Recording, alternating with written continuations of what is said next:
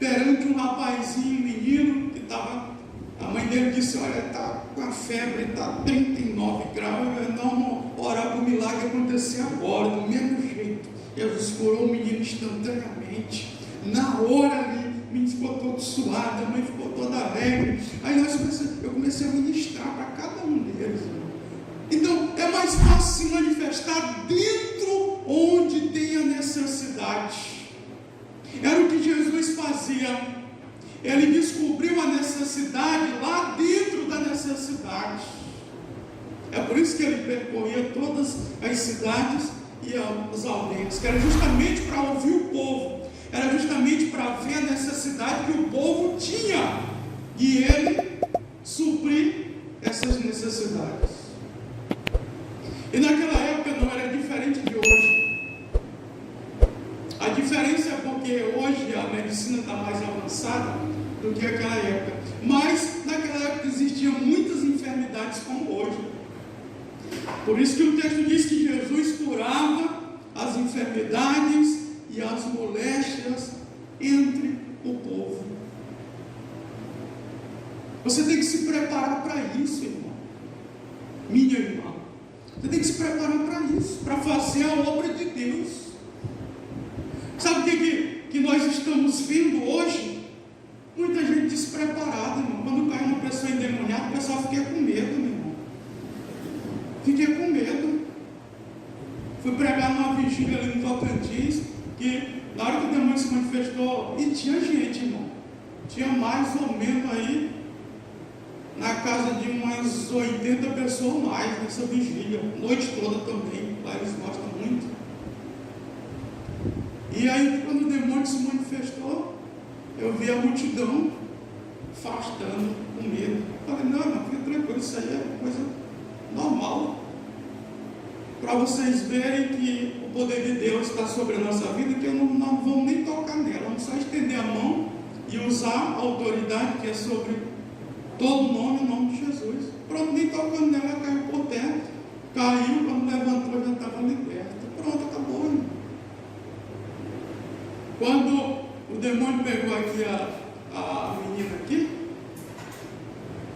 aí algumas pessoas que estavam naquela noite ficaram assim com medo. Não, meu irmão. Tem que se manifestar mesmo para ser expulso, irmão. O ruim é se ficar encoberto e a gente não perceber no mundo espiritual.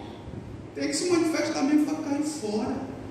Então o diferencial de Jesus é porque antes dele fazer a obra, ele se preparou para isso. O problema das pessoas é que querem fazer a obra de qualquer jeito. Irmão, de qualquer jeito você vai passar vergonha. Não é nem bom você ir. Se eu te disser o que eu já topei fazendo a obra de Deus de manhã, de tarde, de noite, de madrugada, até 3, 4 horas da manhã, pessoas com 38 aqui, pessoas com faca, com facão, pessoas usando droga dentro do mato, e a gente entrava mesmo lá, não tem esse negócio não, dentro do mato, lá na cafeteira. Mas por quê? Mas é porque a gente se preparava em jejum e oração, não tinha medo não. Eu me lembro quando a gente ainda namorava com a Jesulene, nós tínhamos encerrado 1h da manhã para 1h30, nós fomos para a casa da minha sogra. E aí, eu mais o Sérgio, nós encontramos com um senhor, ele estava vindo de bicicleta, ele estava cambaleando, estava bêbado, e nós chamamos ele lá para a área da casa da minha sogra. E nós começamos a pregar o evangelho para ele, então nós colocamos a mão na cabeça dele, o demônio se manifestou. Se manifestou. Na hora. E é expulso na hora. No outro dia, quando amanheceu, nós pegamos o endereço dele, ele morava lá no Bacuri, nós fomos bater lá, eu mais o Sérgio. E já para fazer agora o acompanhamento. E é isso. Era o que Jesus fazia. Antes dele sair, ele se preparou. É por isso que Deus usava ele. A outra coisa aqui, ó. Vendo as multidões. Você tem que olhar para as multidões. Se você olhar para as multidões como Deus olha, não é como o homem olha, porque quando o ser humano olha, ele tem um olhar preconceituoso. Ele vai olhar ali a cor da pele da pessoa, ele vai olhar ali a sexualidade da pessoa, e aí ele vai colocar pretexto para não evangelizar, para não fazer a obra para aquela pessoa. Jesus não, vendo a multidão, no olhar de Deus, na ótica de Deus, ele viu as necessidades. E o que partiu de dentro dele, o texto diz que ele teve compaixão deles. O que significa a palavra compaixão? Compaixão, irmão, é você se colocar no lugar da dor do teu próximo. É a mesma coisa de misericórdia, a palavra. A palavra misericórdia, ela divide em duas palavras. Misere, está no latim. Misere mais córdia. Miséria significa miséria, córdia significa o quê? Coração.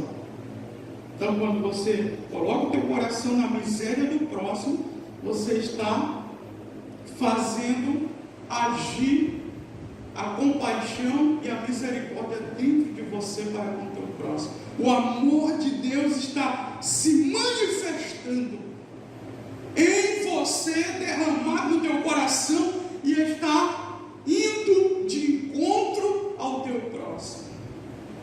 Sabe qual é o problema das pessoas hoje? É porque as pessoas dizem que amam hoje. Aí você vai ver as atitudes, as ações que vai provar se de fato a pessoa ama mesmo, você não vê. Aí as pessoas só falam por falar, né, irmão?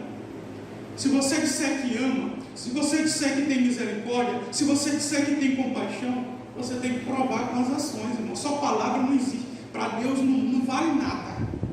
Para Deus não existe só palavra. O apóstolo João disse que nós temos que amar de fato e de verdade. Esse era o diferencial de Jesus. É que quando ele amava o próximo mesmo, ele veio para amar o próximo, ele fazia isso. Ele olhou a multidão e viu as necessidades daquela multidão. Você tem que fazer isso. Você tem que olhar o pecador, aquele que está na sarjeta, aquele que está na lata de lixo, não é empurrar ele para o inferno, não, irmão. É tentar resgatar aquela alma ali. É você se aproximar dele. Teve um dia que eu saí daqui e nós paramos lá no supermercado, aquele supermercado da Ceará, que fica até quase meia-noite aberto. Nós saímos daqui depois do culto. Aí eu usei de estratégia. Eu falei que tu entra lá, que eu vou evangelizar aquele rapaz ali. O rapaz estava um mendigo, barbudo, cabeludo, na frente do supermercado, maltrapilho. E aí eu me aproximei dele. Ele todo fedendo. Só que eu dei um abraço nele, para quebrar logo as barreiras, o cheiro. E eu comecei a conversar com ele. E o nome dele era Adão. Eu falei, rapaz, tu tem um nome bíblico. Primeiro homem, primeiro ser vivente. Me diz uma coisa, você já foi crente? Ele foi. E os teus pais são crentes? Para colocar um nome desse, no mínimo, teus pais têm que ser crentes. Aí eu fui pesquisando um pouco sobre a vida dele, ele foi abrindo o coração. Eu comecei a evangelizar ele. Olha, você está desviado. É por isso que você está nessa pendenga aqui. Porque a Bíblia diz,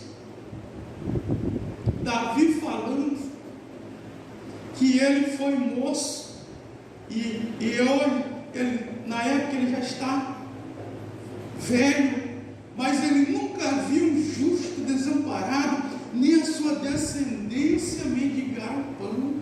Se tu está mendigando o pão aqui, é porque tu está fora da presença de Deus, tu está dando lugar para o inimigo. Aí eu vi as lágrimas caindo, irmão.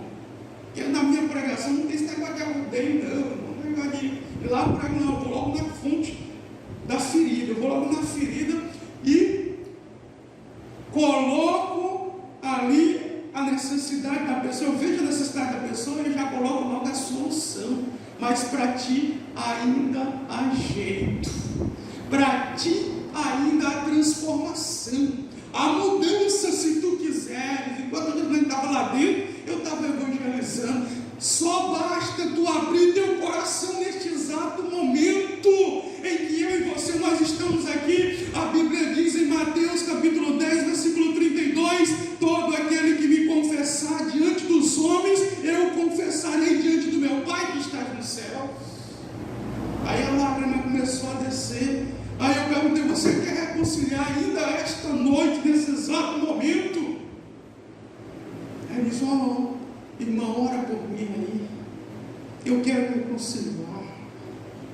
E a partir de hoje você vai deixar de ser mendigo, barbudo, cabeludo, e você vai ser um homem totalmente transformado. E eu orei por aquele rapaz. Esse é o diferencial de Jesus. Esse é o diferencial que nós temos que fazer. Nós temos que aproveitar a sua oportunidade. Nós temos que se aproximar das pessoas. Não é fazer como a sociedade faz, não. Ver um mendigo, ver uma prostituta, ver um drogado, fica com medo. Não. O nosso papel não é esse. Nós temos a autoridade e o poder do nome do Senhor Jesus, irmão. Ou você também vai ter medo também? Então, se você tem medo, então você está errado. Porque Jesus não tinha medo de ninguém, e nenhum dos apóstolos tinha medo de ninguém para se aproximar para pregar o Evangelho. Então você está indo por outro caminho, que não é bíblico. Não é bíblico. Porque nós temos que se aproximar das pessoas para pregar o Evangelho para eles, para ensinar eles. Porque Deus quer transformar também. Por isso que hoje o arraial dos santos está perdendo-se muita gente. O evangelismo hoje nas pessoas, as pessoas não evangelizam mais. São poucas as pessoas que evangelizam hoje. São poucas as pessoas que saem do seu conforto, do seu convívio, da sua casa, para evangelizar. Para evangelizar. Teve outro dia que eu saí daqui, domingo, e nós íamos para cá da Hélia, que é a irmã da minha esposa, e encostamos lá na casa da minha sogra antes de ir lá, que ela ia também. Eu aproveitei e comecei a pregar para 3 pessoas que estavam ali, perto da casa da minha sogra. Então nós temos que aproveitar o tempo. Jesus aproveitava o tempo. O tempo. E ele fazia a obra de Deus. Então você só vai perceber a grande necessidade que a multidão tem quando você olhar no olhar de Deus. Se você olhar no olhar carnal, aí você vai rejeitar aquele que está lá no pecado, aquele que está na sarjeta, aquele que está lá no vício. Como era que Jesus via? Depois dele ter compaixão, depois dele amar as pessoas, ele via as pessoas como que as pessoas estavam andando desgarrados. A palavra desgarrados é que não tem raiz, que está fora de um líder, de um pastor, porque aquele está se tratando de um pastor. Desgarrados e errantes, a palavra errantes aqui é distante, estavam distantes, como ovelhas que não têm pastor. Olha como ele ensinava, trazendo a pecuária do dia a dia dos judeus, porque os judeus tinham animais, ovelhas. Eu vi que as multidões estavam distante do Pai, longe do Pai. Eles não tinham um guia espiritual, e uma ovelha precisa de um guia espiritual, uma pessoa precisa de um guia espiritual para orientar ele acerca da palavra, acerca da vontade de Deus. E Jesus viu essa necessidade, e ele trabalhou para suprir essa necessidade. Então eu e você, quando nós olhamos para a multidão, nós percebemos isso. Nós vemos que o povo está distante de Deus, está longe de Deus. E aí nós vamos fazer com que aquela pessoa se aproxime de Deus, tenha comunhão com Deus. Depois que Jesus viu isso, depois que Jesus percebeu isso, ele olhou para os seus discípulos, irmão, não era só os 12 apóstolos, porque os 12 apóstolos foram tirados dos discípulos. Os discípulos eram a multidão que seguia Jesus. Apóstolo separado, nomeado, a palavra apóstolo significa enviado para fazer a obra de Senhor. Ele olhou para aquela multidão que o seguia, os seus discípulos. Outra necessidade que ele viu, a seara é realmente grande. Usou o que aqui? Um campo de plantação de trigo, que lá em Israel também tem a plantação de trigo. A seara é realmente grande, mas poucos os ceifeiros. Irmãos, eu e você, nós temos que estar entre esse grupo aqui, dos poucos. Não é no grupo dos acomodados, não é no grupo dos incrédulos, não é no grupo daqueles que não têm amor, daqueles que não têm compaixão, daqueles que não têm misericórdia, não é no grupo daqueles que não fazem nada em prol da obra de Deus, não é no grupo daqueles que ficam só olhando as pessoas morrerem. Não. É no grupo dos poucos ceifeiros. Você pode ver aqui que o trigo, ele não ia ainda amadurecer, que é uma figura de linguagem que ele usou. Já está madura, já está no ponto de cortar, de colher. Mas cadê os ceifeiros? Cadê os ceifeiros? Então você tem que ser esse ceifeiro. Você tem que ser esse instrumento na mão de Deus. Prega onde tu trabalha. Não precisa nem tu abrir a boca se tu quiser. É só no teu